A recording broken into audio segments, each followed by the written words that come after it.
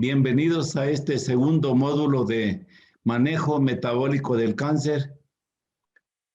Nuestro agradecimiento al ingeniero Diego Escobar y al economista José Alvear y a todo el equipo de Escollanos por permitirnos este evento y a los distinguidos colegas que son la razón de ser de este encuentro de educación médica continuada. Bienvenidos. ¿Cuál va a ser el contenido de este segundo módulo? Vamos a hablar de principios metabólicos del cáncer, terapia metabólica.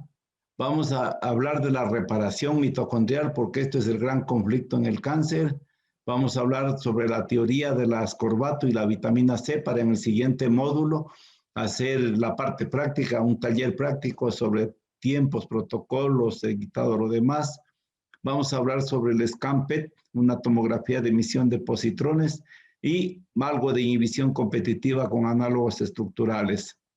Como siempre, nuestra base, nuestra norma, nuestra guía, la tabla de los 5 elementos en sistema de redes y también hablaremos sobre qué medicamentos usar para compensar los daños físicos, emocionales y funcionales de la enfermedad y su tratamiento. ¿Cuál es el objetivo? Demostrar la posibilidad real de aniquilar el cáncer extinguiendo en sus fuentes energéticas y metabólicas. Lo que diríamos en otras palabras, matarlo de hambre al cáncer y no a su dueño. Otra obra de inspiración es Los fundamentos científicos y clínicos para una terapia metabólica del cáncer del profesor Ernesto Prietos de Argentina. Tenemos información de David Serván de Anticáncer, el gran informe contra el cáncer, a Ricky Hammer y a Claudia Renvillé en la parte emocional, a Matías Radi y todo su equipo, a los resúmenes de congresos que se dio en España sobre el cáncer y revistas científicas que hay. Y sobre todo un lindo libro de José Mercola, Joseph Mercola, que lo tenemos aquí. Este libro por algo pone en la portada el coco, el aceite de coco, la curcumina, los frutos secos y habla de la dieta cetogénica. Cuando hablemos de alimentación, las charlas del doctor O'Byrne. Y damos inicio con un gran profesor de Houston, el cáncer como enfermedad metabólica, nueva perspectiva de un viejo enemigo. ¿Quién es Thomas Seyfried? Un PhD, profesor de biología de la Universidad de Boston y destacado experto e investigador en el campo del metabolismo del cáncer y cetosis nutricional. ¿Cuál es la parte importante de este profesional? Un libro muy hermoso y toda su investigación. El cáncer como una enfermedad metabólica. O sea que no es cuento y algo de enfermedad metabólica. Son muchos los investigadores que lo presentan como enfermedad metabólica y no genómica. Es una gran contribución acerca de la forma en que se inicia el cáncer y cómo puede ser atendido. Alaba y realza el trabajo de Otto Warburg. Luego tenemos otro excelente libro de Travis Christopherson, que escribe un libro, Tropezarse con la verdad, la teoría metabólica del cáncer. Destaca el trabajo de Seyfried y sobre todo de Otto Warburg. Entonces, estimados colegas, ¿qué error se cometió? ¿En dónde nos perdimos? Claro, la ciencia tomó un camino equivocado, la de la genómica. Habían 10 millones de combinaciones con los genes que fue imposible. Había que tomar el camino de la epigenética. Entonces les traigo una metáfora de las ranas muertas para que vean lo que pasó. Un profesor de una universidad decía que cuando él era niño, las ranas en su casa amanecían pegadas en los vidrios de su dormitorio y un día todas muertas. Trajeron a los expertos, se pasaron años buscando en los genes dónde está la causa de las ranas muertas. Trajeron a los ecologistas. Oh, sorpresa, dijeron ellos, ¿qué pasó en el agua?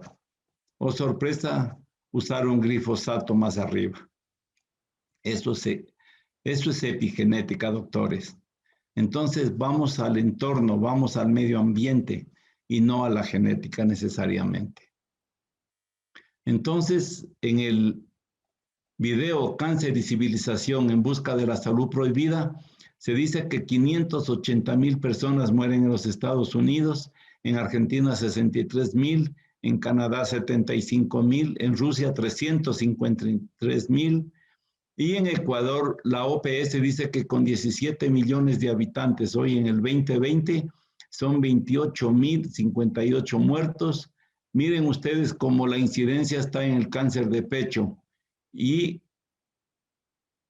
para el hombre de próstata, y en la mortalidad está el de colon recto, está el de próstata y está el de estómago como los más frecuentes.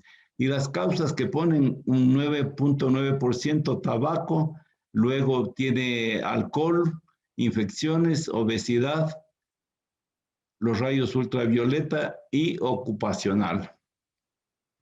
¿Qué dice la OMS? Que aquí está el 2020, que hasta el 2030, hasta el 2030 irá subiendo tremenda y dramáticamente. Los datos estadísticos de Solca, los más frescos son los del Hospital Juan Tanca Marengo de Guayaquil del 2018. Miren cómo las leucemias en las mujeres y también en los hombres, pero también el de próstata en los hombres, tiroides, son los que más atacan. Son hospitales que acumulan toda una gente de toda la costa. También ellos dicen que 61% más se da en las mujeres, 39% en los hombres, y en las mujeres el más frecuente mama, cuello de útero, glándula tiroides. En los varones más frecuentes próstata, linfoma y piel. Le sigue estómago y leucemia. Y un trabajo que hace Solca en Guayaquil, que es del 2020, dicen que la tasa de mortalidad general en Ecuador INEC subestima erróneamente al cáncer. Y la conclusión de ellos es muy parecida a la de otros investigadores, y nos dicen que el cáncer es la primera causa de muerte, no solo debido al aporte de determinadas provincias, porque es un hospital regional grande, sino un fenómeno más amplio posiblemente en todo el territorio del Ecuador, lo cual se asocia a un cambio epidemiológico que corresponde a la modernidad. Aquí se cumplen las palabras de Everson: el hombre morirá por exceso de civilización. ¿Y qué dice el video Cáncer y Civilización? La mortalidad por cáncer a través del mundo está en relación directa con la intensidad de la civilización humana. Y otro investigador decía que el hecho de vivir en las grandes metrópolis te coloca en un riesgo de cáncer del 42%, que es inmensa. En el mismo video citan a Albert Schweitzer, un premio Nobel, que dice: en mi arribo a Gabón en 1913, un país africano, me quedé atónito de no encontrar ni un solo caso de cáncer. Claro que fue hace más de 100 años. ¿Qué habrá pasado ahora? ¿Qué vamos a ver ahora, distinguidos colegas? Principios, estrategias y fármacos empleados en la terapia tumoral. Vamos a ver el uso de análogos estructurales de la glucosa, vamos a ver la glutamina y sus metabolitos, vamos a ver inhibidores enzimáticos y revisaremos la doble función del citocromo C y la apoptosis. No nos olvidemos que la apoptosis es un bello mecanismo que tenemos en las células para dar fin a una célula que ya no funciona, que está muerta y todos sus detritos. Y el citocromo C es justo el que desata la apoptosis. ¿Qué habilidad tiene el cáncer de anular al citocromo para volverse inmortal y no despertar la apoptosis celular? Revisando todo esto, vemos que en la generación mitocondrial de la adenosín trifosfato, por fosforilación oxidativa, un miembro de la familia de las hemoproteínas, el citocromo C, tiene una función primaria esencial, consistente en despachar electrones entre los complejos 3 y 4 de la cadena transportadora para que se dé la respiración celular. Existe un rol no respiratorio para esta crucial enzima, que es secundariamente adopta una respuesta crítica a ciertos estímulos, una función letal que actúa de acompañante, que es activar a unas moléculas verdugo que se llaman las caspasas. El citocromo C es el único complejo transportador entre las enzimas respiratorias y además es hidrosoluble. Existe además una ruta extrínseca, mediada fundamentalmente por el factor de necrosis tumoral alfa beta, que corresponde a estímulos externos, mientras que la ruta intrínseca, que reacciona a variables internas, tiene este importante complejo respiratorio como un iniciador o un premier. La apoptosis es de mucha importancia, doctores. Es un proceso renovador, por medio de la cual un organismo se deshace sistemáticamente de las células defectuosas, envejecidas o dañadas. ¿Qué hace el cáncer? Anular la apoptosis a través de bloquear el citocromo C, definitivamente. Y además lo evita al sistema inmunológico. ¿Cómo lo hizo? Habrá que investigar. Esto consolida la noción de que el deterioro de la cadena transportadora de electrones es un evento primario, ya que está ubicado en la cabecera de la cascada apotóxica intrínseca, que no solo deprime la producción aeróbica de energía, sino que inicia señales retrógradas que bloquean la eyección del citocromo C, detonando así la progresión tumoral. Si no hay citocromo C, puede haber progresión tumoral. Pero la citocromo C no es la única enzima involucrada. Se sabe que la disrupción del cuarto grupo de la cadena respiratoria lo hace el citocromo C oxidasa, que induce también el efecto Warburg y una total reprogramación metabólica de las células. Recordemos que el efecto Warburg es una anaerobiosis facultativa de las células cancerosas que entraron en glucólisis para sacar su energía. Y esto se llama fermentación. Para que llegue a este estado tenía que haber ausencia de oxígeno, pero ya después con oxígeno y todo sigue en estado de anaerobiosis. Y esto es el efecto Warburg. Entonces vamos a ver qué le perturba a la citocromo oxidasa. El reconocimiento de este hecho es la monumental importancia para la prevención del cáncer, ya que plantea un área específica de protección biológica, que es estar en fosforilación oxidativa. Entramos en fermentación y ahí estamos ya en cáncer.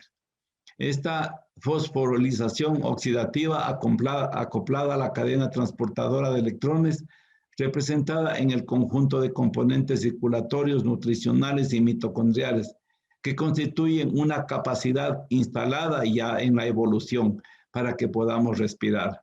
Entonces, hay que luchar por estar en fosforilación oxidativa, doctores. Entramos en fermentación, entramos en degeneración. Es interesante considerar que al suspenderse la fosforilación oxidativa por un silenciamiento genético experimental de la citocromo oxidasa, el resultado es un proceso metabólico hacia la glucólisis, y glucólisis es ya fermentación. Obvios efectos en los complejos de fosforilación oxidativa y subsecuentes alteraciones bioenergéticas están frecuentemente en el cáncer.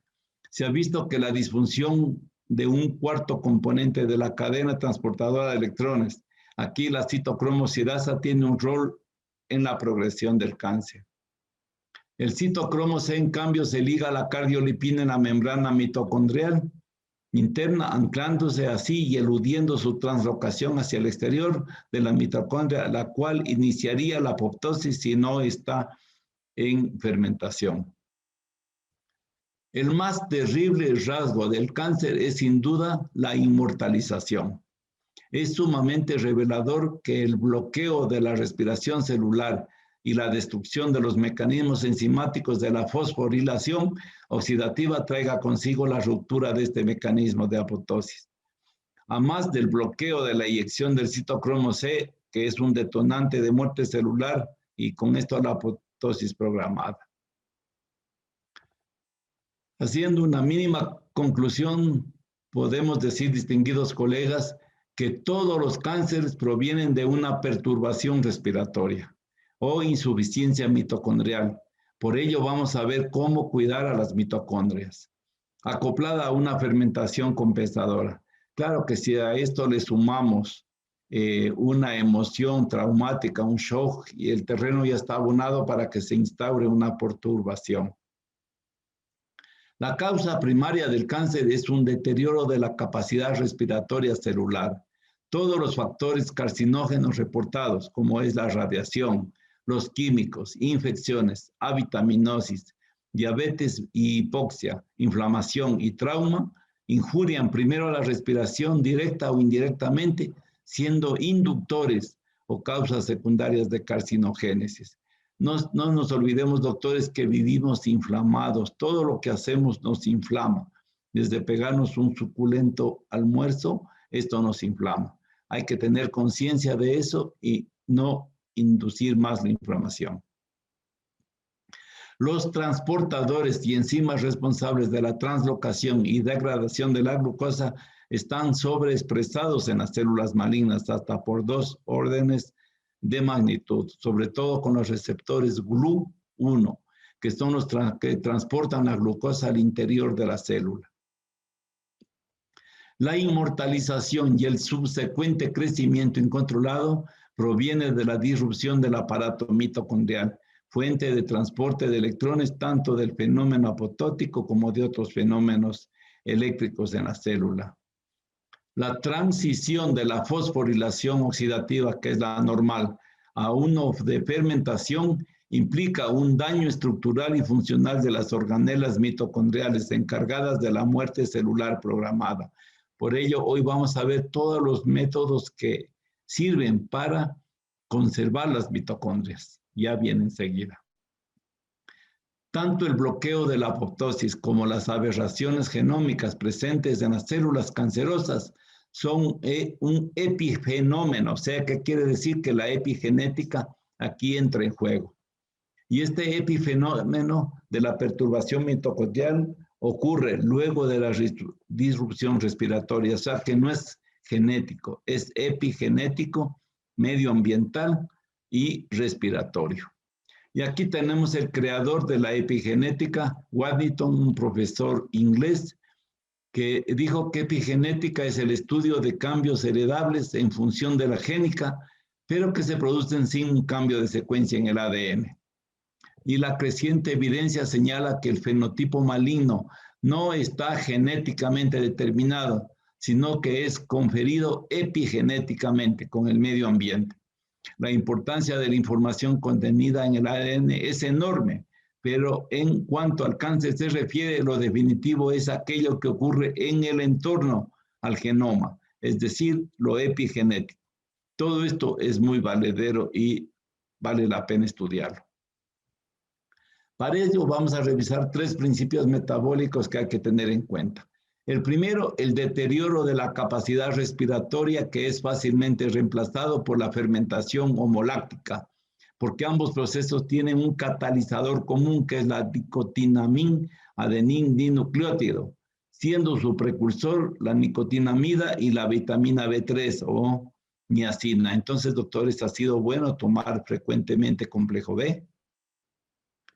2B, la probabilidad de una perturbación de la respiración, que es más alta que la fermentación, porque la fosforilación oxidativa es menos robusta, más complicada que la fermentación. La fermentación es muy antiquísima.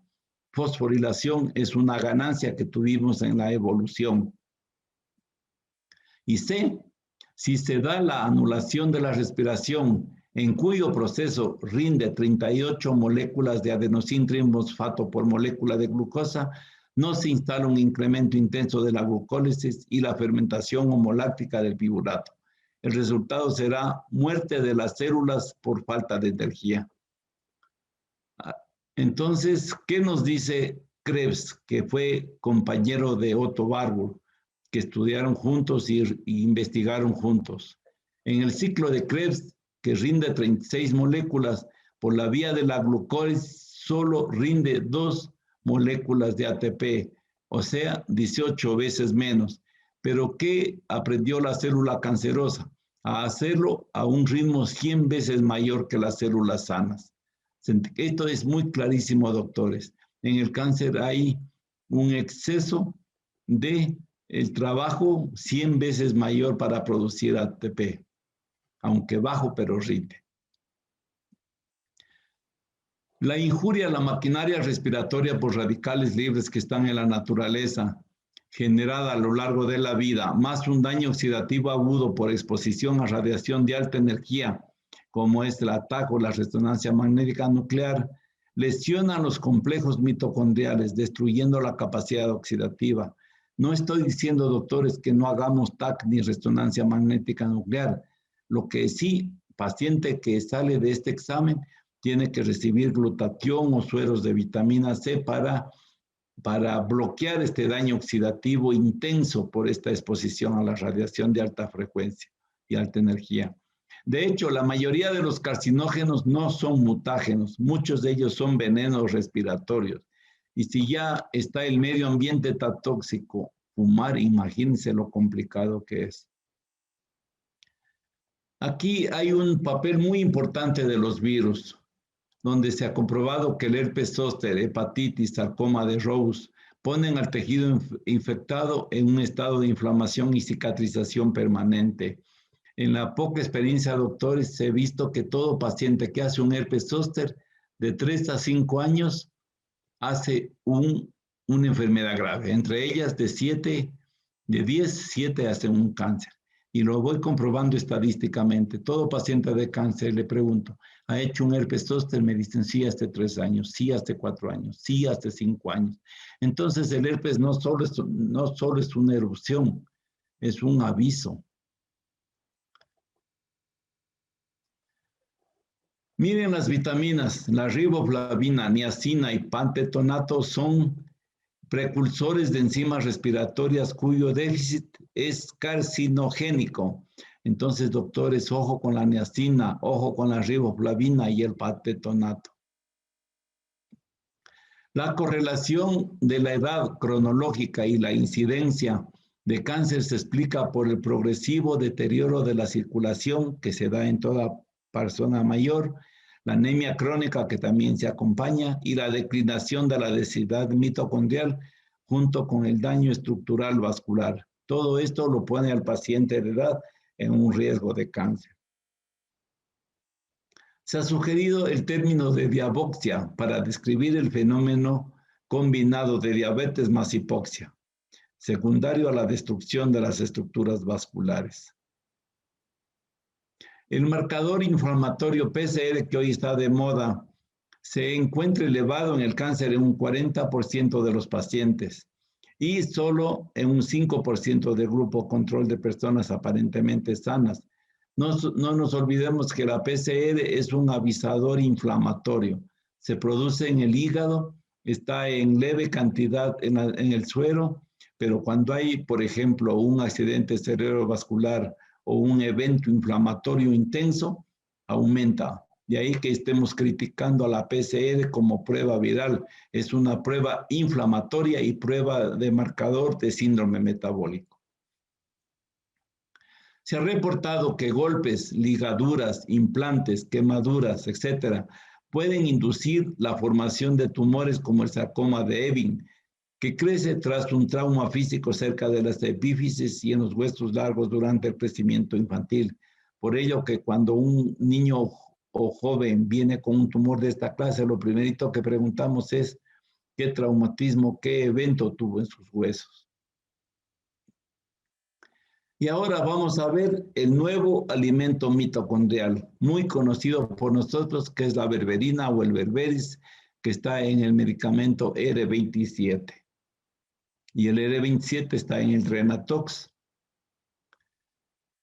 No nos olvidemos que hace 2.000 millones de años, parece recién, en el periodo arcaico las bacterias eran libres.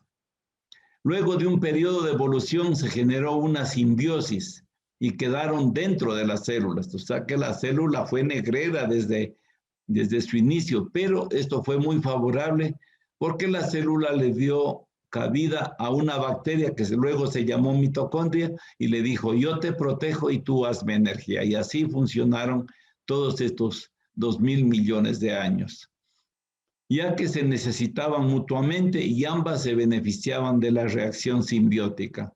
Y aquí tenemos la científica famosa Lynn Margulis, que propone la teoría endosimbiótica que describe a la célula eucariota como el resultado de las alianzas cooperativas simbióticas con distintos organismos unicelulares procariotas.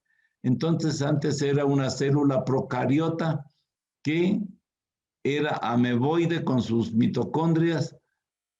Luego viene de un periodo las algas cianobacterias que comienzan a producir oxígeno, y al tener un medio ambiente de oxígeno más una célula asociada con la mitocondria, apareció la célula eucariota que hoy tenemos. Entonces, ¿qué hay que hacer para tener salud mitocondrial? Primero, a medida que envejecemos, las mitocondrias sufren daños y mutaciones que afectan su funcionamiento. 2, las mitocondrias dañadas se acumulan en las células. 3, las células producen menor cantidad de mitocondrias nuevas conforme se envejecen. Y aquí he puesto la metáfora en el polo. Yo siempre les pregunto a los pacientes para motivarlos a que hagan un ayuno. Les digo, si estarías en el polo norte o sur, a 65 grados bajo cero, y se te acaba el combustible, ¿qué harías? Muchos me contestan, me pondría a hacer ejercicio. Yo les digo, ¿y hasta cuándo? No es la solución. Comienza a quemar todo lo que no te sirve. Quema los muebles, quema la cama, quema los libros, quema todo lo que no te sirve ese rato, hasta que te llegue el combustible. Eso sucede, doctores, cuando hacemos un ayuno. Se quema todo lo que nos sirve, y hoy sabemos que el ayuno es muy bueno para producir nuevas mitocondrias junto al ejercicio.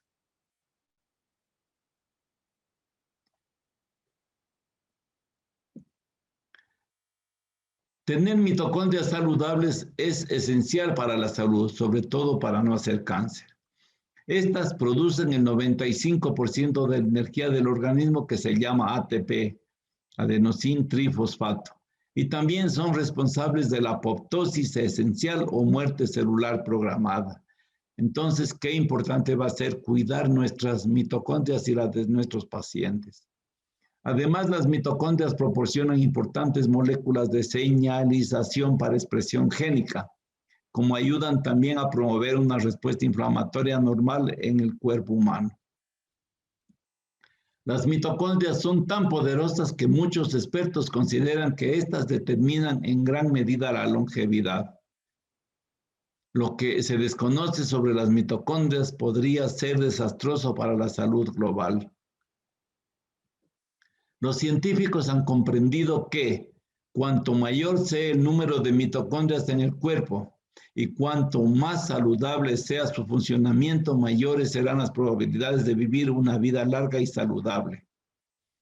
Pero aquí hay un gran problema, que el ADN mitocondrial, la mitocondria tiene su propio ADN, es mucho más susceptible al daño oxidativo que el ADN celular que está en el núcleo.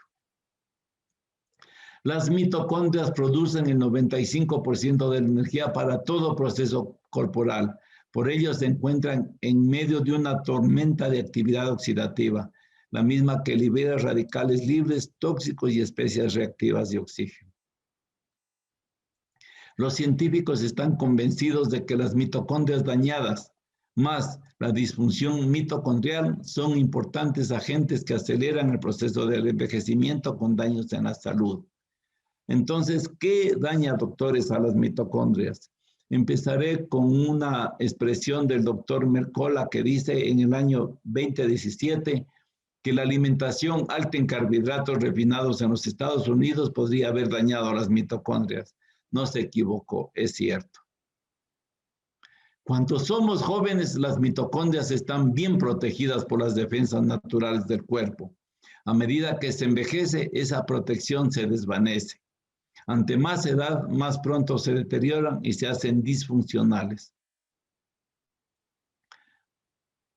La disfunción mitocondrial es más impactante en los tejidos y órganos que exigen mayor cantidad de energía y trabajo, como son el cerebro, el corazón y los músculos. Entonces, es tan malo no hacer ejercicio, es tan malo ser exageradito. En el ejercicio hablo. Los estudiosos demuestran que las células cerebrales de los adultos mayores de 70 años de edad en promedio tienen un 50% más daño mitocondrial en comparación con las células cerebrales de los adultos de mediana edad.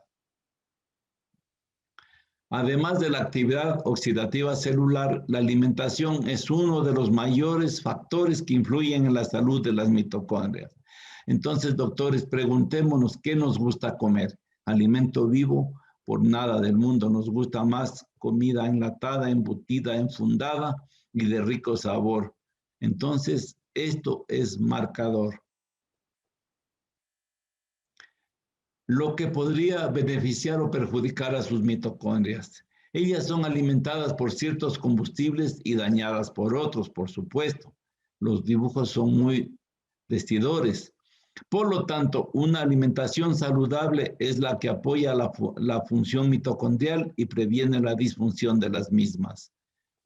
Muchas personas que llevan una alimentación con productos procesados queman a los carbohidratos como su fuente principal de combustible. Quemar carbohidrato como combustible inhabilita la capacidad del cuerpo para quemar grasas propias. Esta es la razón por la que tantas personas se encuentran casi... Se me acaba la batería, un segundito. Encuentran casi imposible la posibilidad de perder peso y mantenerlo. Cuando se queman carbohidratos como combustible, se producen cantidades de especies reactivas de oxígeno, que es ROS, y radicales libres secundarios que dañan las membranas mitocondriales celulares, así como el ADN.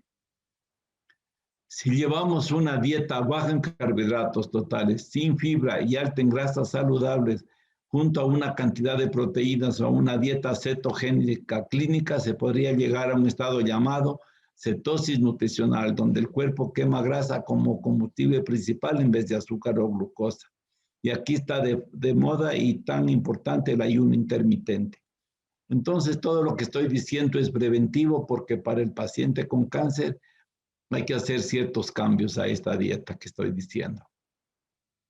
Ante la cetosis, el cuerpo recupera su flexibilidad metabólica para quemar grasas como combustible y el hígado produce grasas hidrosolubles llamadas cetonas, que se queman mucho más eficientemente que los carbohidratos. Y las cetonas son lo que aprendimos a quemar en los días de hambruna en la caverna, en los días de la glaciación. Nuestro cuerpo y sobre todo el cerebro trabaja mejor con las cetonas que con el azúcar, que con los carbohidratos.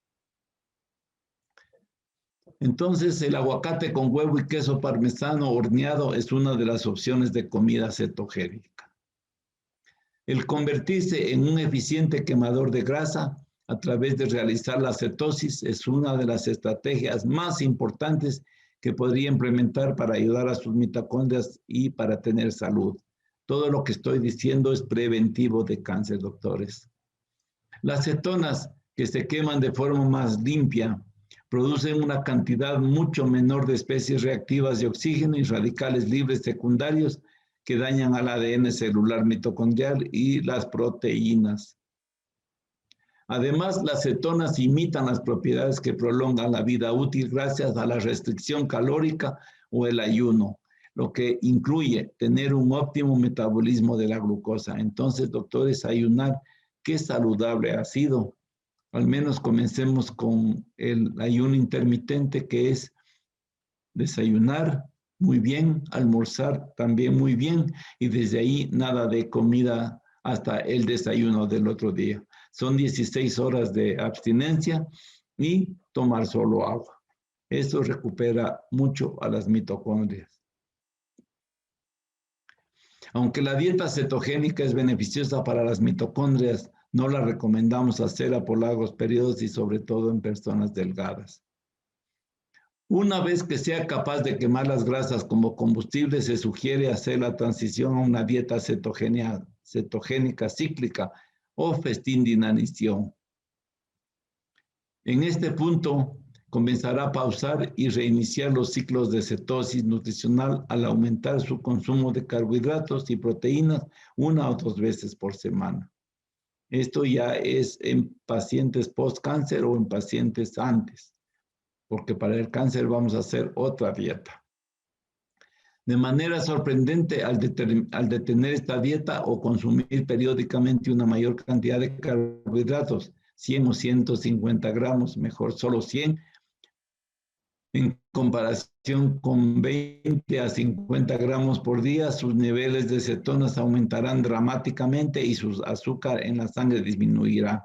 De esto se basan aquellos libros que dicen, venga y cure la diabetes. Yo antes decía imposible, pero hoy he visto que es cierto. Solo le hacemos al paciente dieta cetogénica y su glucosa va a disminuir increíblemente. Después de hacer un día o dos de hacer festines, enseguida volverá a hacer una cetosis nutricional, la etapa de ayuno durante el resto de la semana. En el libro del doctor Mercola, La grasa como combustible, explora estos conceptos detalladamente y proporciona una guía indispensable que no solo para realizar la cetosis, sino para hacer ciclos de festín e inanición y así mantener su capacidad para quemar grasas. En pocas palabras, si verdaderamente desea tener unas mitocondrias sanas, no es opcional. Hacer una dieta cetogénica es una necesidad no negociable. Y ahora que estamos en este problema energético global o pandémico mundial o falsémico mundial de tener un sistema inmunológico bien sostenido, las mitocondrias tener sanas es una buena opción. Investigadores consideran que luego de 10 años de cuidados se pueden salvar las mitocondrias, o sea que con una semana no pasa nada. Desde el primer momento que se empiece a dañarse, Pablo, los cambios prematuros en la función mitocondrial podrían revertirse antes que el daño sea permanente. Aparte de llevar una dieta cetogénica o cetogénica cíclica, ¿qué más podría hacer para ayudar a proteger sus mitocondrias? ¿Y cómo podría ayudar a estimular la biogénesis mitocondrial o desarrollar nuevas mitocondrias? Eso vamos a ver a continuación. Entonces, aquí viene el papel del ejercicio. El ejercicio rutinario a crear nuevas mitocondrias y eliminar las que están dañadas es la clave. Y hoy los expertos de las universidades hablan que 300 minutos semanales es la clave, 5 por 6. Entonces, 1 hora diaria de lunes a viernes más actividades chicas fin de semana. Es la clave para que tus mitocondrias estén sanas.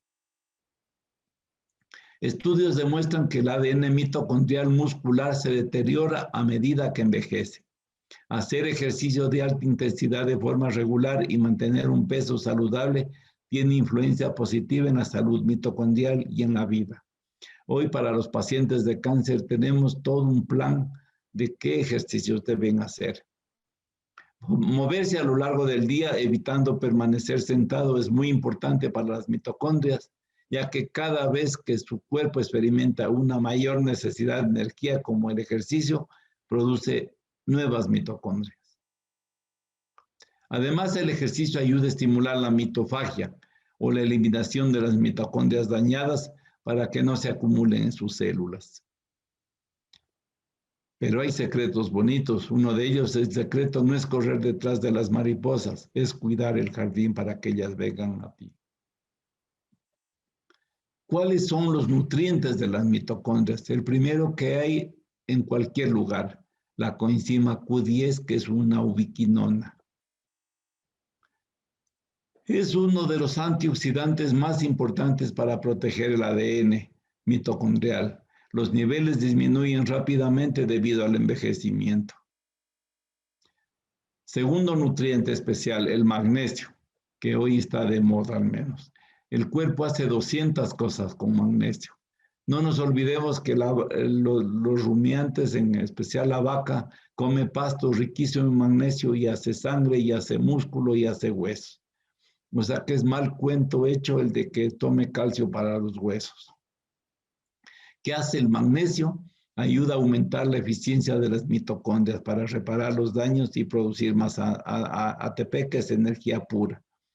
No se olviden que la mejor presentación del magnesio es en quelato.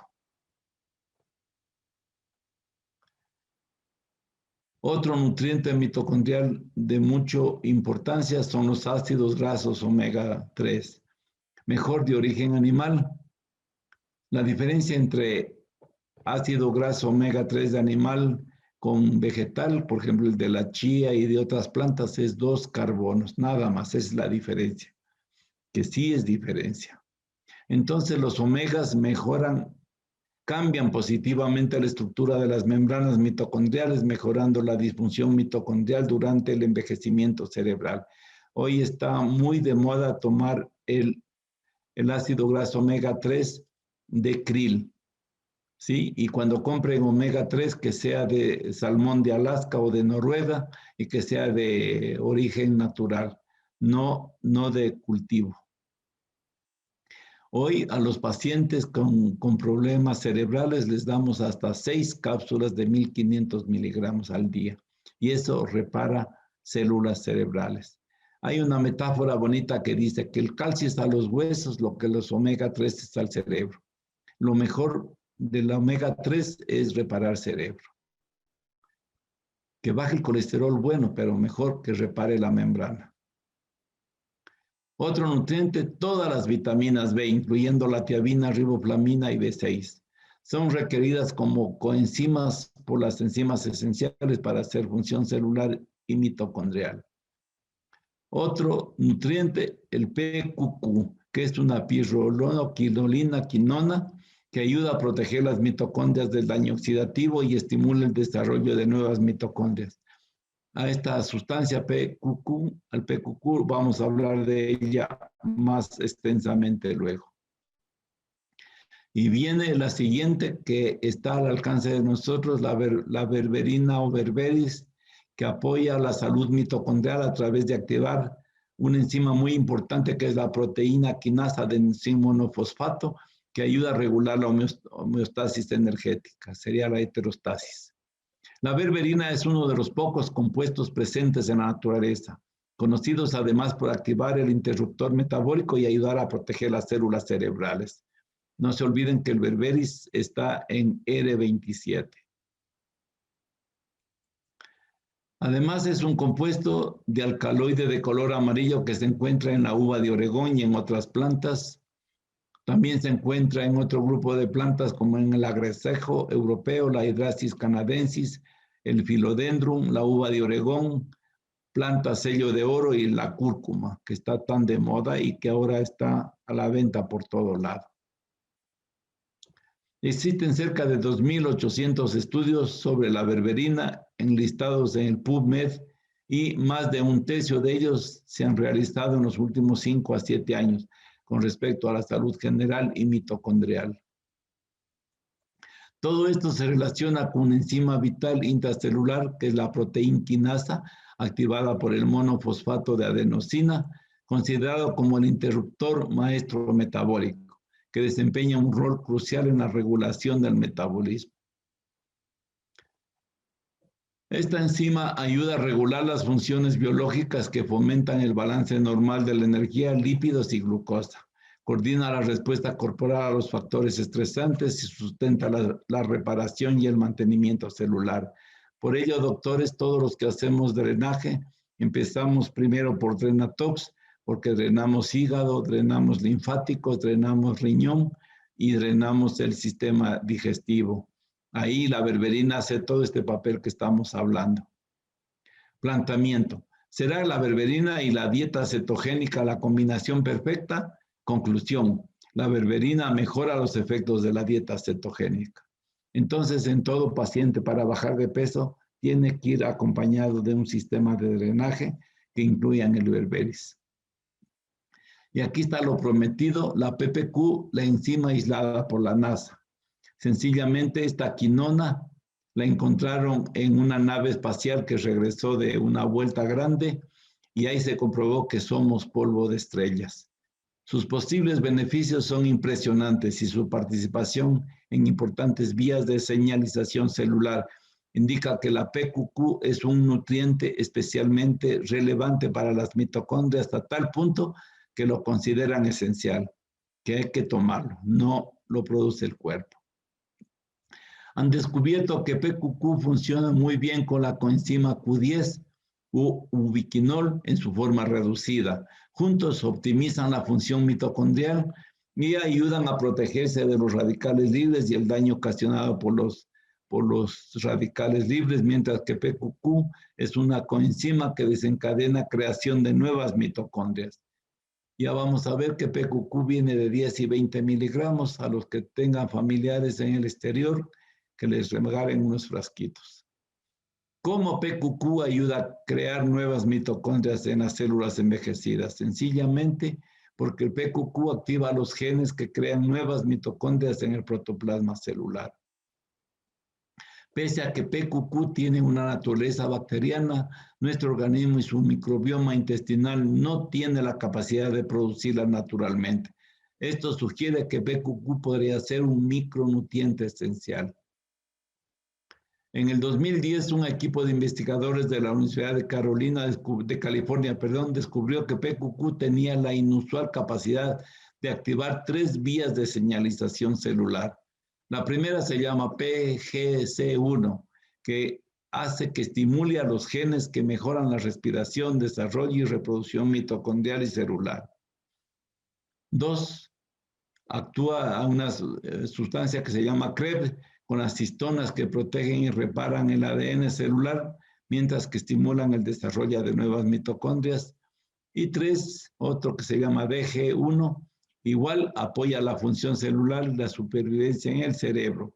Protege contra la muerte celular ocasionada por un estrés antioxidante. Otra investigación del 2012, más detenida, encontró que PQQ activa genes que inducen la biogénesis mitocondrial o la espontánea formación de nuevas mitocondrias en las células envejecidas. Además, los científicos observaron que cuando las células son deficientes de PQQ, esto afecta profundamente a un número de 438 genes. Entonces, doctores, a tomar PQQ al menos por ciclos. Yo sé tomar 3 meses, espero un mes y así voy saltando para proteger mis mitocondrias. Los más afectados son los genes involucrados en el estrés celular, señalización celular, transferencia de metabolitos y las biogénesis de las nuevas mitocondrias. Sin embargo, los investigadores fueron capaces de revertir los efectos negativos a través del suministro de PQQ. El PQQ es hasta 5,000 veces más eficiente que la vitamina C en disminuir la oxidación.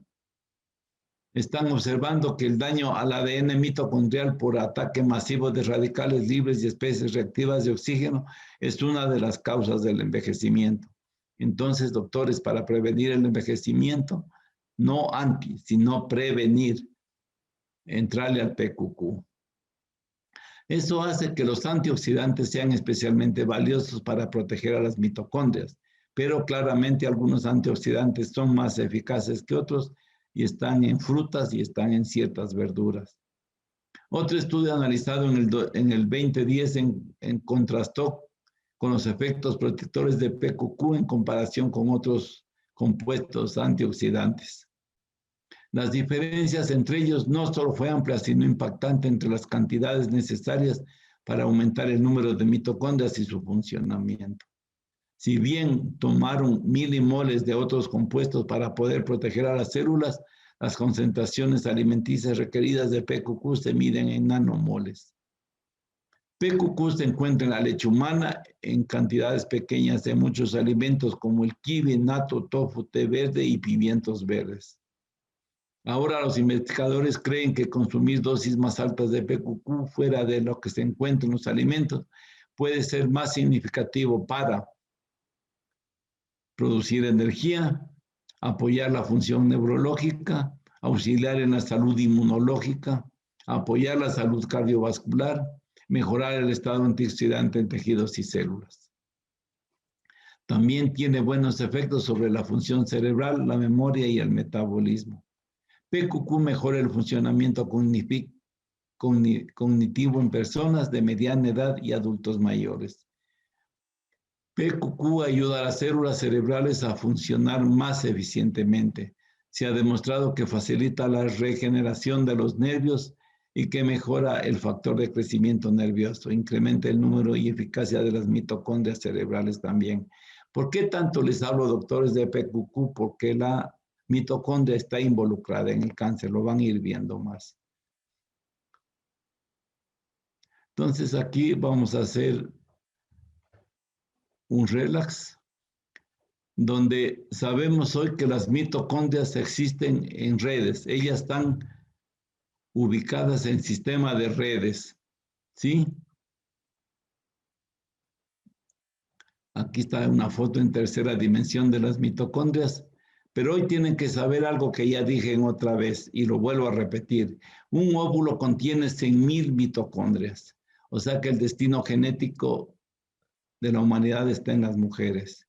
Y miren ustedes, un espermatozoide solo contiene 5 mitocondrias en la cola, solo para avanzar a llegar al óvulo. Un solo espermatozoide contiene 37.5 megabytes de información en su ADN. Eso quiere decir que en una eyaculación representa una transferencia de más o menos 1.587.000 gigabytes, casi en 3 segundos. Y muchos pensaban que el 4G era más rápido. Entonces, mujeres, en sus manos está el destino de la humanidad. Entonces entramos, doctores, al tratamiento y aquí vamos a hablar de inhibición de la glucólisis y la glutaminólisis. Vamos a ver silenciamiento de gluconeogénesis, restricción del ciclo de Cori, terapia ortomolecular, vamos a ver terapia nutricional, terapia emocional y tantos cientos de terapias que pueden haber para el cáncer, doctores. Yo solo he puesto las que más tienen éxito, las que más resultado hay, las que más se ha estudiado. De ahí ustedes pueden aplicar las que sepan, pero con un sentido bien interesante que es documentarse bien. Vamos a ver la inhibición de la glucólisis y la glutaminólisis. Aquí está el éxito del cáncer, doctores. La primera línea terapéutica será inhibir los procesos de obtención de energía y materia biosintética. Así constituye por sí mismo un tratamiento eficaz del cáncer. O sea, inhibir todo lo que le vaya a dar energía al tumor, pero desde los carbohidratos principalmente. Estos tejidos, de acuerdo con el grado de malignidad, exigen siempre una utilización preferencial del aminoácido glutamina, rindiendo glutamato y cetoglutarato. El secreto es bloquearlo. Entonces, quiero decirles, doctores, que el cáncer ya cuando no ve que le dan azúcar, cuando ya ve que no tiene carbohidratos, cuando ya no tiene la proteína, comienza a sacar la glutamina, ya vamos a estudiar a ella sola, de los músculos. Esto explica la caquepsia del paciente canceroso. Entonces, para que el cáncer no saque glucosa de la glutamina, hay que bloquearlo, ya van a ver con qué. Bloquear nutricionalmente estos sustratos por medio de la dieta cetogénica es válido, pero no es posible solo con glutamina. Buscar apoyo farmacológico, bien utilizar antimetabolitos e inhibidores enzimáticos, que ya es una estrategia terapéutica factible. Experimentos fisiológicos y bioquímicos han revelado distintas aberraciones funcionales implicadas en la tumorigénesis, en relación del tumor con el tejido de sostén y las metástasis. Visto así, las más relevantes son la disfunción mitocondrial, las alteraciones del equilibrio redox, deficiencia de enzimas antioxidantes como la catalasa, la superoxidodismutasa, la glutatión peroxidasa, la liberación de enzimas destructoras del tejido conectivo, la colagenasa, hialuronidasa, la inflamación y la glucólisis. De todo esto vamos a hablar, doctores. Enzimas degradadas como la MMP9 isoenzimas glucolíticas como otras reactantes de fase aguda como la PCR, y todo esto no solo son marcadores sistémicos muy sensibles, sino también atractivas dianas farmacológicas. El secreto es aniquilar a las células cancerosas por medio de una inhibición farmacológica de la glucólisis y la glutaminólisis. Se han evaluado varias moléculas con una intensa capacidad antineoplásica. Miren lo que se hizo. Una de las mejores es cuando se hace una deprivación sistémica total de la glucosa. ¿Cómo se hace una deprivación total de la glucosa? Y esto se llama nuliglucemia lúcida. que puede involucrar el uso endovenoso de insulina. ¿Para qué? Para hacer una cetosis fisiológica. ¿Hasta cuánto se le pone insulina? Hasta que el paciente esté en 65, 50 de glucosa y no pasa nada. Este método es igualmente efectivo contra las células de crecimiento lento en condiciones de franquipoxia, de oxígeno en un microambiente tumoral, como para las anaplasias indiferenciadas, aberrantes y de rápido crecimiento, usualmente plagadas de efectos mitocondriales y enzimáticos. Notablemente, son los tumores de lento crecimiento los peor respuesta que tienen a los tratamientos convencionales, como la radioterapia y multiresistencia a las drogas quimioterapéuticas y a la radiación ionizante. En la cetosis fisiológica, los cuerpos cetónicos son menores de 2 milimoles y la glucosa menor de 79 miligramos con un pH de 7,4. Nada tiene que ver con la cetosis del diabético descompensado, cuyas cifras son cuerpos cetónicos mayor de 8, glucosa mayor de 300 y pH menor de 7. En el silenciamiento de la gluconeogénesis, una antiquísima ruta anabólica, la gluconeogénesis hepática, resulta ser un involuntario aliado de las neoplasias. Todos los experimentos controlados con dietas no glucémicas como las del Dr. Atkins, que fueron famosas, la de paleolítico también, muestran que a menos que se restrinjan las calorías, además de eliminar los carbohidratos, la glucosa sanguínea sencillamente no desciende por debajo de 80. ¿Por qué? Porque el hígado tiene un mecanismo interno que es la gluconeogénesis. El rato que baja la glucosa, él lanza glucosa para proteger sobre todo cerebro y corazón. Las células hepáticas y en muy inferior medida las renales son capaces de sintetizar glucosa de nuevo, fabricando glúcidos a partir de sustratos que nada tienen que ver con los carbohidratos. Esto hay que entender para el manejo del cáncer. La gluconeogénesis hepática es el mecanismo principal de balance de la glucemia. Esta ruta metabólica echa a mano de la degradación de proteínas y aminoácidos glucogénicos, de la degradación de las grasas, gliceroles y de ciertos metabolitos como el lactato y el piruvato.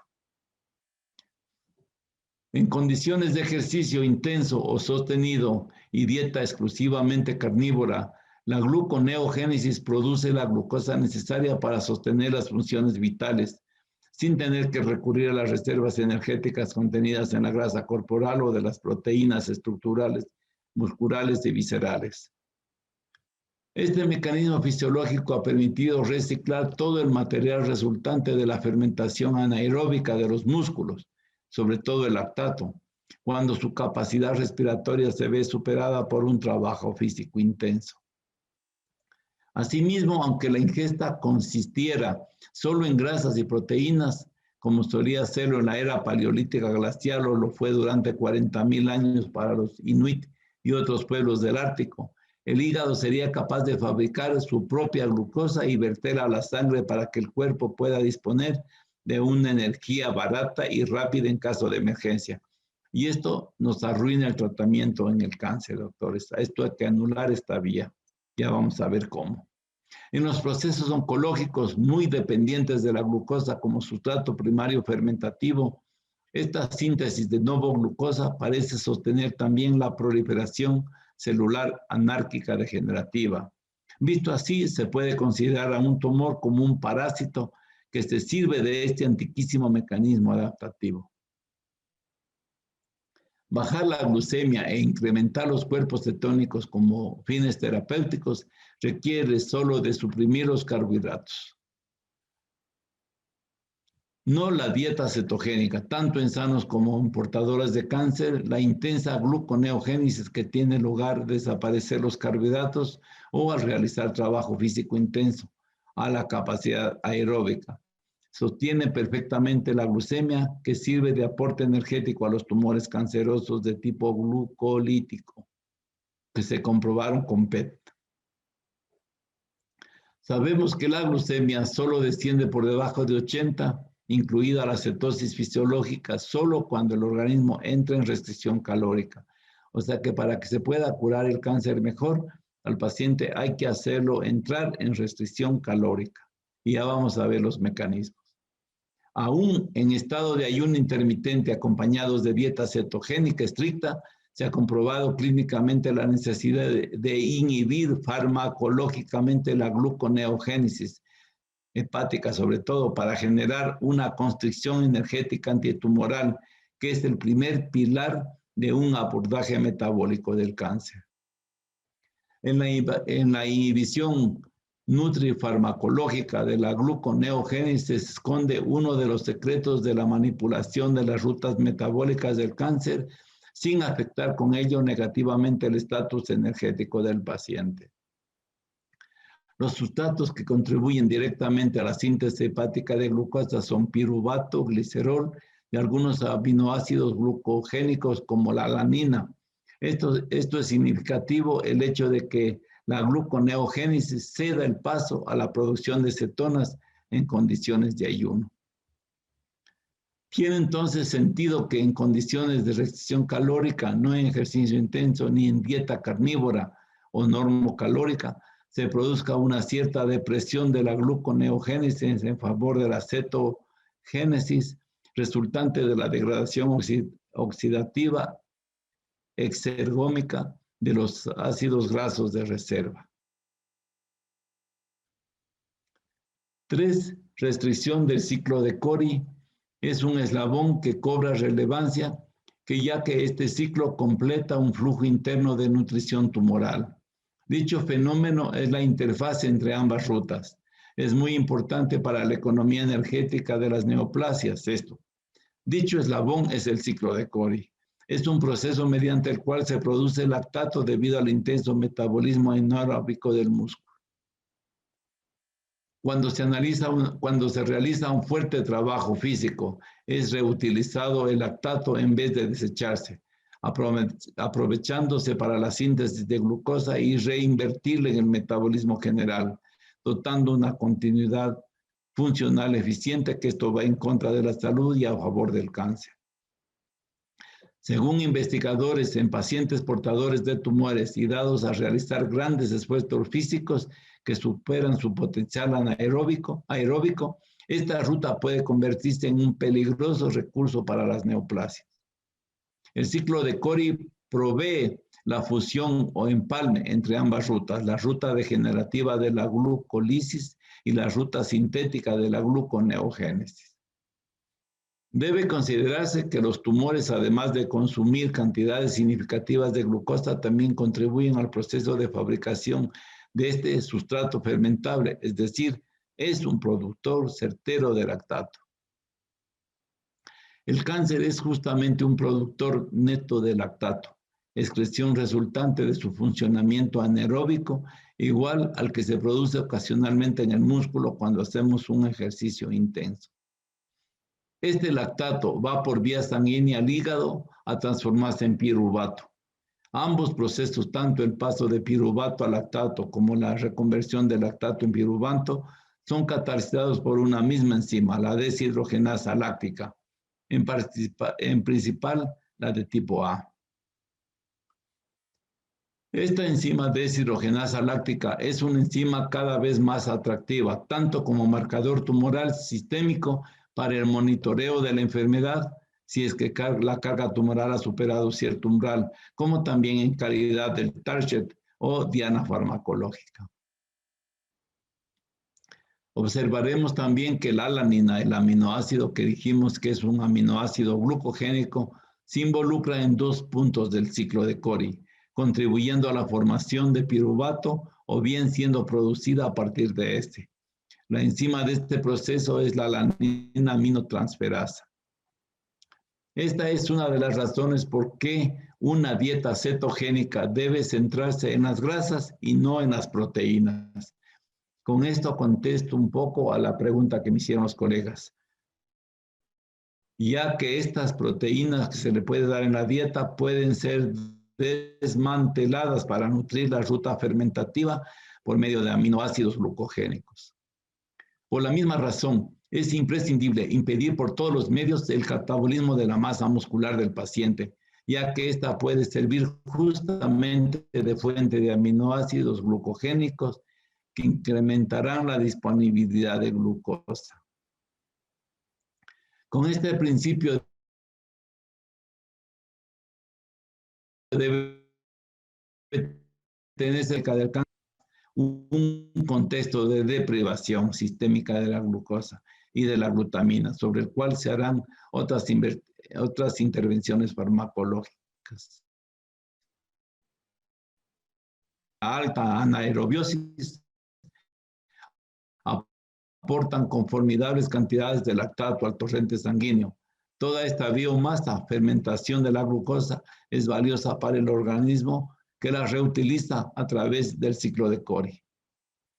Por medio de intervenciones nutrifarmacológicas precisas, es posible inhibir tanto la glucólisis como la gluconeogénesis, dado que las enzimas que intervienen son las mismas, intentando bloquear por otra vía más el flujo interno de la energía al tumor. Entonces nuestro paciente así no se queda solo, tiene a su médico aliado que le va a planificar una dieta adecuada a la glucosa y a la glutamina. Experimentos comprobaron que la membrana citoplasmática como tal y no por las proteínas u hormonas que pueden interactuar con ella cumplen un importante papel en el metabolismo oxidativo de la célula al que corroboramos incuestionablemente. Otto Warburg en 1927, premio Nobel por haber descubierto todo esto en 1931, en su trabajo El metabolismo de los tumores en el cuerpo, dijo: un rasgo asociado es que los tumores superan el aporte de sangre que le llega de los vasos sanguíneos adyacentes, y a esto se llama en medicina neoangiogénesis. Y hay otras sustancias que no están en esta conferencia, como un bloqueador de la neoangiogénesis, es el cartílago de tiburón. Hay un trabajo bien interesante hecho en Panamá, donde comprobaron que tomando cartílago de tiburón hasta cuatro cápsulas 3 veces al día, en ayunas o antes de las comidas, controlaba el crecimiento tumoral angiovascular.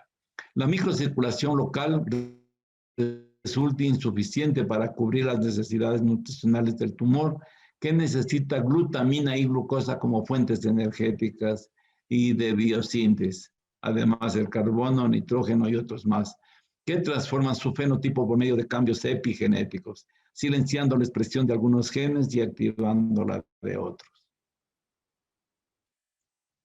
La fermentación de la glucosa es una ruta de obtención de energía usada por las células de manera irreversible, solo en situaciones de emergencia, ejercicio intenso, infecciones, heridas, quemaduras o finalmente el cáncer.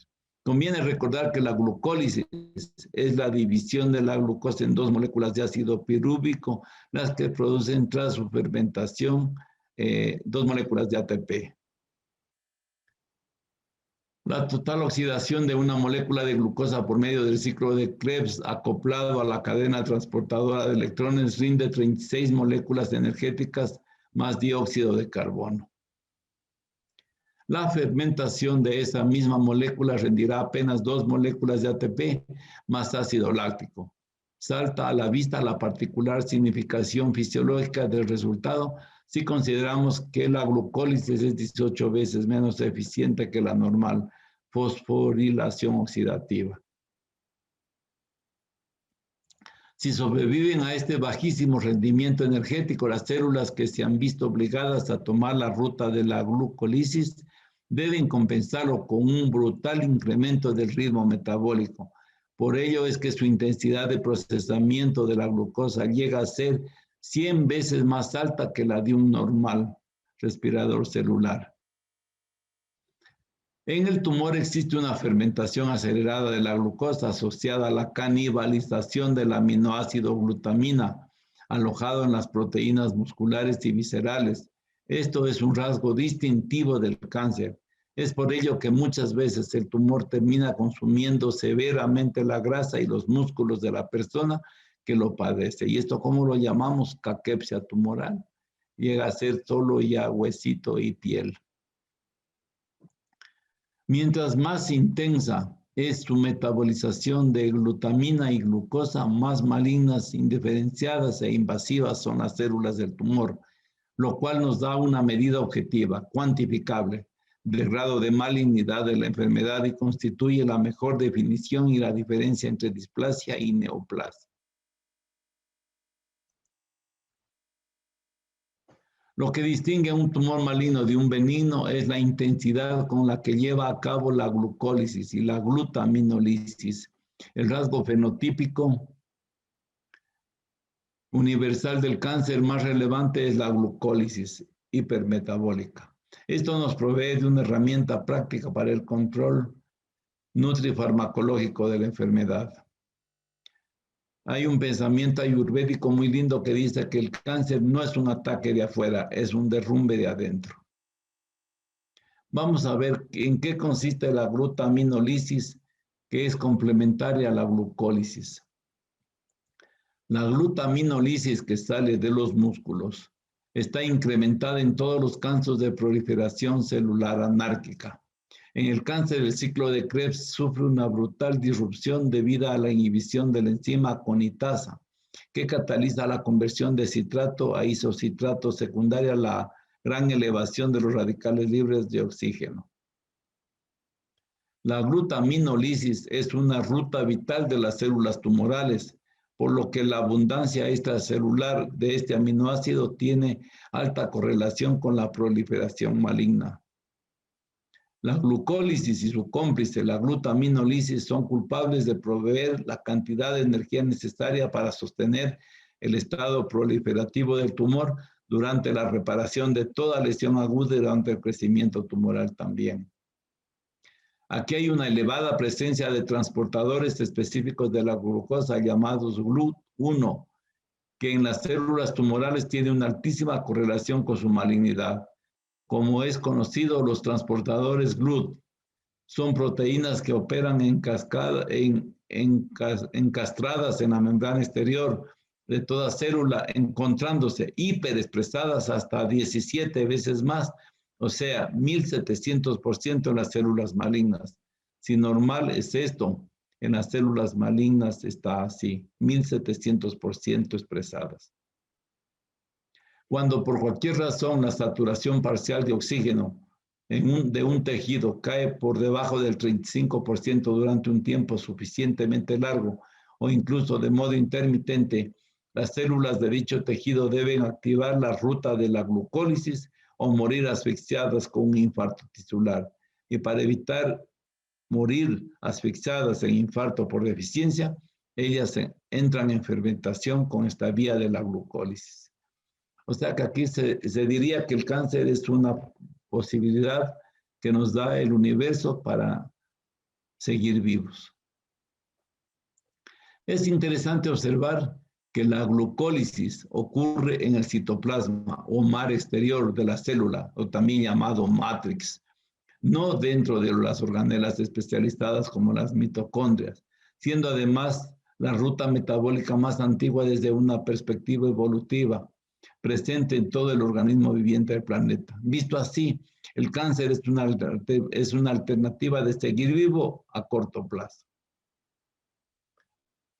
La difusión sin obstáculos del oxígeno a través de las membranas biológicas es un requisito sine qua non para que éste pueda cumplir el rol de aceptor final de electrones en la cadena respiratoria. No nos olvidemos, estimados colegas, que aquí están las células y el oxígeno es dejado en la matrix. Desde aquí el oxígeno tiene que viajar a la célula y ella lo procesa y el CO2 lo vuelve a dejar en la matrix. Condición sine qua non, tener la matrix limpia. Y el ayuno es uno de los elementos que más limpia la matrix, junto con las fórmulas de Drenatox que te ayudan a limpiar, sobre todo el R17, que es la escrofularia nodosa. La peroxidación o rancificación de los fosfolípidos de la membrana afecta esencialmente la condición de mosaico fluido en las membranas celulares para que operen óptimamente. Es más, pueden terminar destruyendo al organismo entero, pero garantiza un periodo de sobrevida a las condiciones adversas, permitiendo que la persona tenga tiempo de propagar sus genes. Entonces, distinguidos amigos, comer grasas buenas, pues a comer aceite de oliva, aceite de aguacate, aceite de coco, no aceites rancios y peor hidrogenados, que son altamente tóxicos. Con eso nuestra membrana será de muy mala calidad. El cáncer, el tener cáncer por deterioro del sistema respiratorio celular es acumulativo y correlativo a la edad, que la tumorigénesis es un proceso escalonado que puede tardar incluso años en desarrollarse. No suele interferir con la reproducción, se puede procrear. Muchos otros mecanismos biológicos de supervivencia priorizan la necesidad de recursos que puedan estar escasos. Ejemplo, nutrientes esenciales como el selenio, el zinc, la vitamina C, la cobalamina, vitamina B12, urfolatos, son destinados a garantizar la reproducción celular. Aquí está parte de la respuesta para la colega que preguntó qué nutrientes se usan en el cáncer. Ya saben, al menos en el de mama es selenio con vitamina E, el zinc, la C, la cianocobalamina, folatos, muy importantes. Y la oncología ortomolecular hoy está de moda, dependiendo si escasean o no los recursos necesarios para la separación o si la herida o lesión del tejido se repite y se cronifica. Esto perpetúa el estado de alarma o respuesta de reparación orgánica, lo que en un principio fue una displasia o una neoplasia microscópica y asintomática puede producir un verdadero cáncer clínico. Durante tales periodos es imprescindible que los tejidos reciban abundante oxigenación, pero más importante aún es que dicho oxígeno alcance a difundirse hacia el interior de cada célula. Y para que esto suceda, que hay que tener limpio la matriz, doctores, el drenaje, el cuerpo debe estar drenado. Por ello hay que drenarse, pues, siquiera mínimo hoy en este mundo tan contaminado, cada 3 meses un drenatox.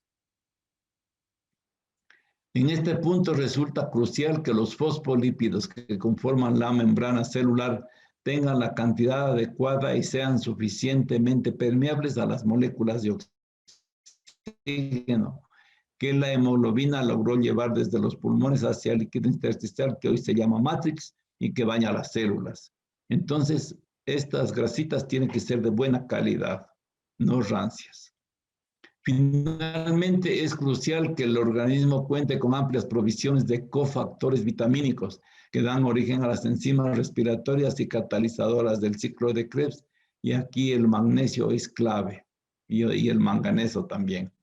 Conclusión, si durante un periodo de estrés por hiperplasia regenerativa la oxigenación intracelular cae por debajo de cierto umbral, exactamente menos de 35, las células para poder sobrevivir y llevar a cabo su función indefectiblemente adquieren un fenotipo canceroso.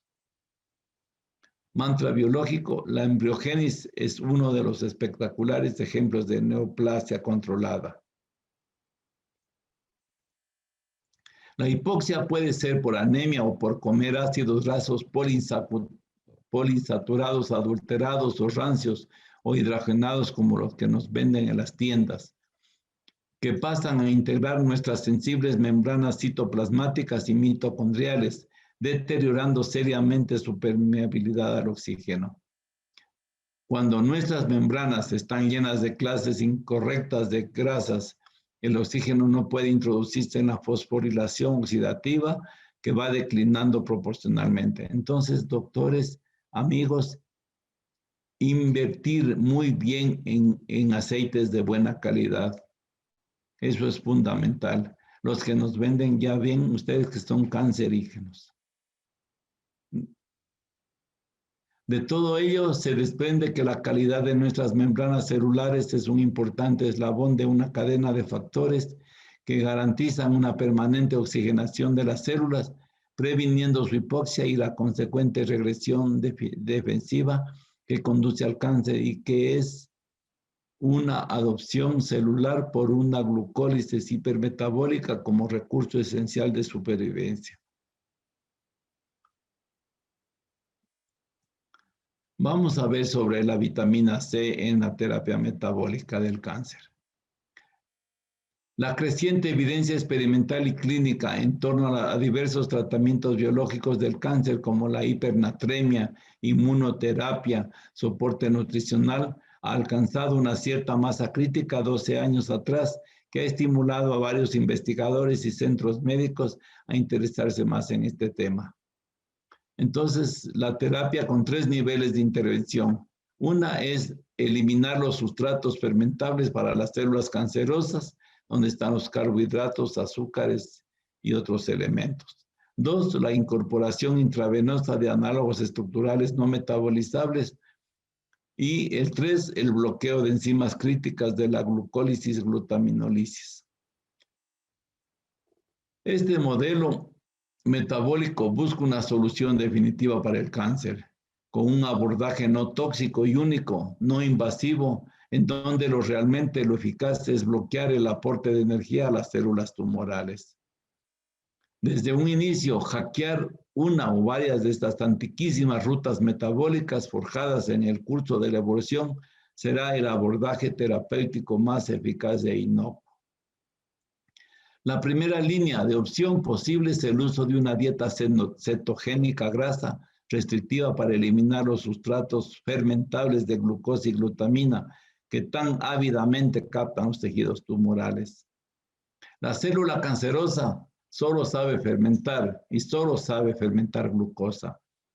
Y solo la glucosa es fermentable. Entonces, el primer paso racional en el entorno clínico sería restringir la concentración en el plasma sanguíneo de todas las sustancias que los tejidos tumorales emplean para fines energéticos y de biosíntesis.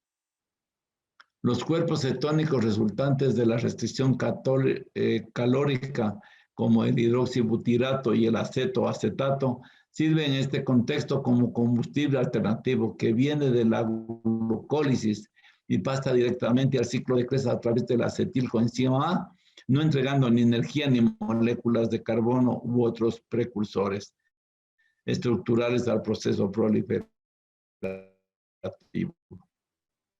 La segunda línea se basa en el principio de Wood, que habla de la inhibición competitiva por el uso de análogos estructurales no metabolizables. Todo esto se hizo evidente al constatar que las personas tenían una lectura falsa de la hiperglucemia. ¿Por qué? Porque entonces aquí hay que confundir a la célula tumoral. El ascorbato de sodio, forma salina de la vitamina C, es una exosa, como lo es el azúcar o la glucosa, cuyo esqueleto posee 6 carbonos, en donde los receptores GLUT de las células cancerosas lo interpretan como glucosa, y apenas ingresan la vitamina C al interior de la célula tumoral, le hace agua oxigenada y luego otros procesos que ya los veremos. Yo a esto llamo el caballo de Troya. Todos recuerdan a Homero en la Ilíada y la Odisea, donde ellos creían que el caballo era un símbolo de paz, mas no fue así. Ahí venían los soldados y de noche se tomaron Troya. La célula hambrienta ve una exosa que no era azúcar, sino que era vitamina C. Esa es la trampa que le ponemos a la célula tumoral. La semejanza estructural del ascorbato con la glucosa reveló una extraordinaria posibilidad terapéutica. El ascorbato endovenoso fue el primer análogo estructural de la glucosa empleado en este sistema terapéutico, con importantes resultados en términos de supervivencia, remisión tumoral y calidad de vida de nuestros pacientes, en comparación con muchos informes clínicos reportados en la literatura mundial.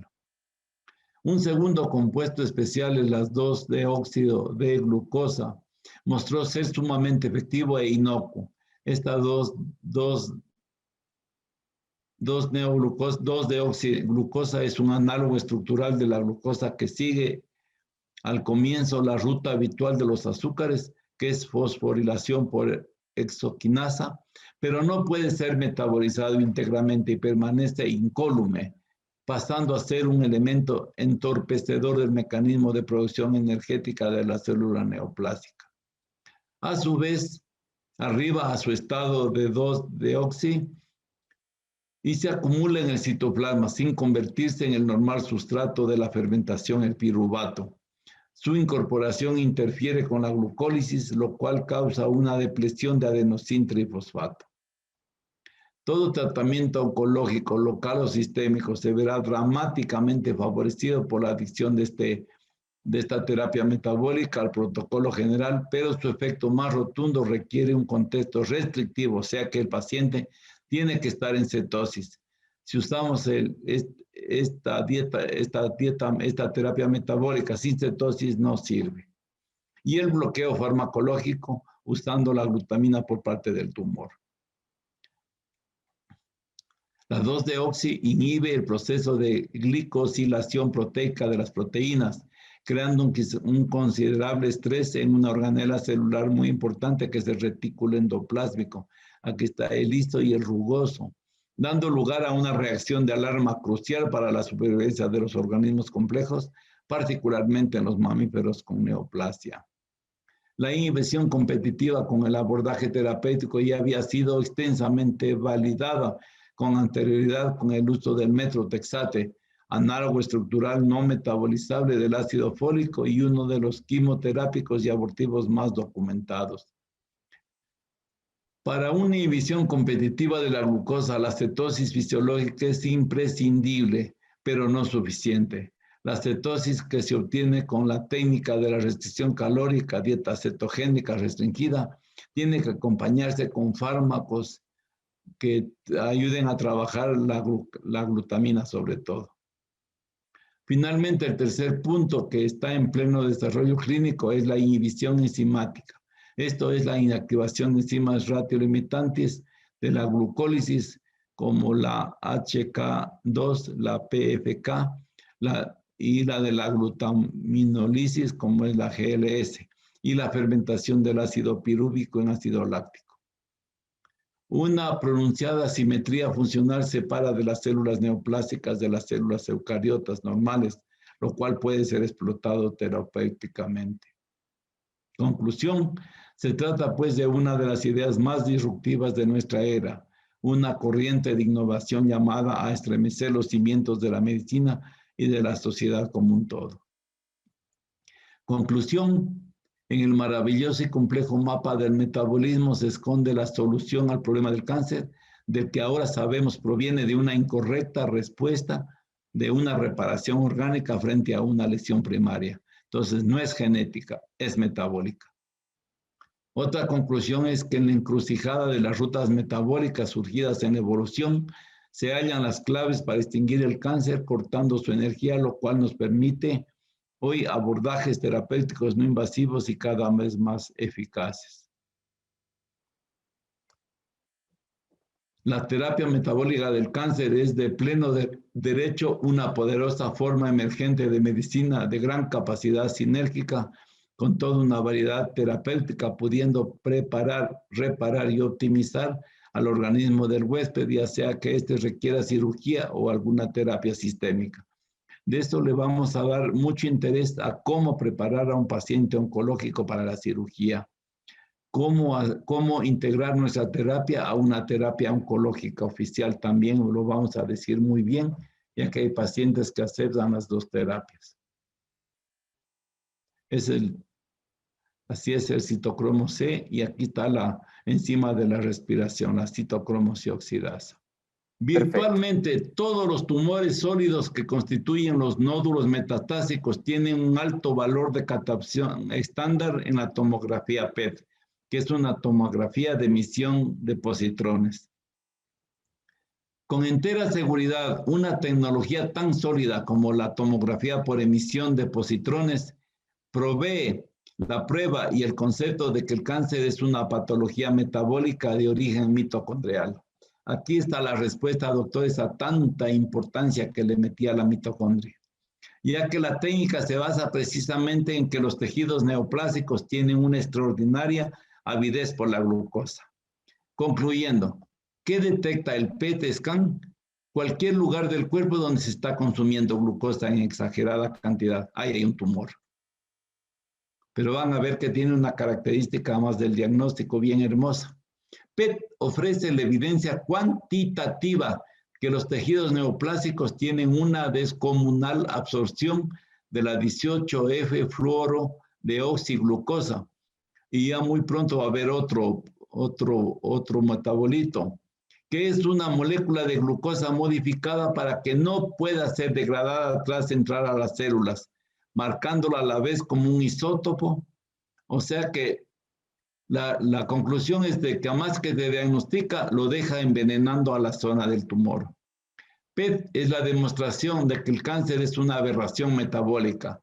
Muy pronto, técnicas análogas arrojarán valiosas informaciones sobre los sustratos nutricionales esenciales para la supervivencia del tejido tumoral. Las siglas SUV o valor estandarizado de captación denota la intensidad de la absorción de la glucosa por el tejido canceroso, es decir, revela el grado de absorción por unidad de tiempo del isótopo en la región de interés. Su fórmula define cuantitativamente el grado de cancerificación o malignidad, traducida por la hipercaptación del radiotrazador. A mayor absorción, mayor captación del radiotrazador y, lo más irrelevante, mayor la malignidad del tejido afectado. La 18-fluorodeoxiglucosa es el radiofármaco más útil para objetivar el cáncer. Es una forma de glucosa a la que se le acopla un isótopo radioactivo, el fluor 18. Se suele observar lesiones con un centro opaco redondeadas de un halo brillante de hipercaptación, lo cual revela un centro necrótico, área tumoral sin actividad. Se debe a una caída de la glucosa en el interior del tumor cuya arquitectura vascular es defectuosa, entonces se da un fallo distributivo. Se conoce que la vasculatura de los tumores está llena de irregularidades, de anastomosis arteriovenosas defectuosas, cuyo resultado es una baja perfusión. Y esta baja perfusión, ¿a qué lleva? A la necrosis, por supuesto. Ahí es donde estalla el tumor. Con cada PET se está explotando el efecto Barbour con fines diagnósticos. Desde el punto de vista metabólico, todas las neoplasias se comportan igual. Por lo tanto, sin importar qué clase de tumor sea, la técnica será empleada para todo tipo de tumor. La técnica será siempre la misma. Usar un análogo sintético de glucosa combinado con un marcador radiactivo que es inyectado en la vena del paciente y en cuestión de minutos es captado ávidamente por el tejido tumoral. Entonces, vuelvo y repito, nos da diagnóstico y nos da intoxicación del tumor. Nos ayuda a intoxicarlo. La formidable parte del PET es que revela vivamente lesiones neoplásticas que apenas serían visibles en un estudio tomográfico simple, mientras que con el PET brillan de manera inconfundible, lo cual es una gran ventaja. Y la pena es que en el país solo hay uno en Quito, en Guayaquil, y me parece que otro en Cuenca. Existe consenso de que los tumores altamente glucolíticos son considerados los más agresivos y un decremento en el metabolismo de la glucosa, visualizado por el PET, es generalmente considerado un buen predictor de la respuesta a la terapia oncológica. Resulta interesante recalcar que existen más de 200 clases diferentes de cáncer descritos hasta la fecha. Por el contrario, solo hay una técnica de tomografía PET perfectamente capaz de detectarlos a todos, sin que importe dónde estén o de qué tejido me vengan. El mismo principio diagnóstico se puede ser explotado como terapéutico.